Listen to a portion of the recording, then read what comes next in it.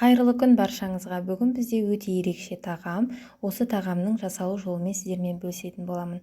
Бір жасағаннан осындай ерекше дәмді, тәтті болғанын қаласаңыз, видеоның соңына дейін менімен бірге болыңыздар.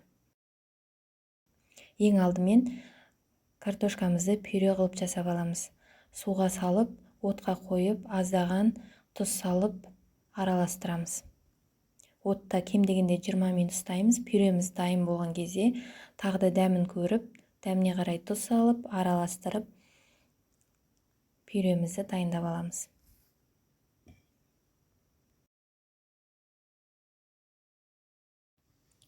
Келесі кезекте болгар бұрышымызды тураймыз. Ұзыншалап турап аламыз. Содан соң 4 бұрыштылап тураймыз. Барлығы жіңішке болу керек.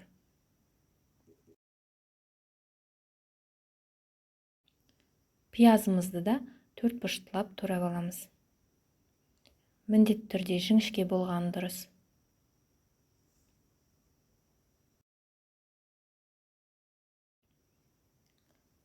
Алдымен табамызды қыздырып аламыз, содан соң майымызды қыздырып, тартылған етімізді салып, қуырып бастаймыз.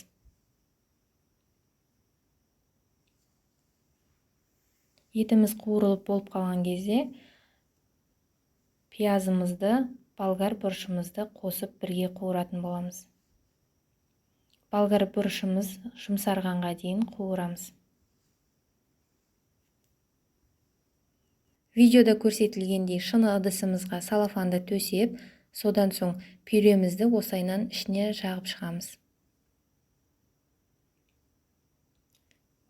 Ішіне салмамызды саламыз.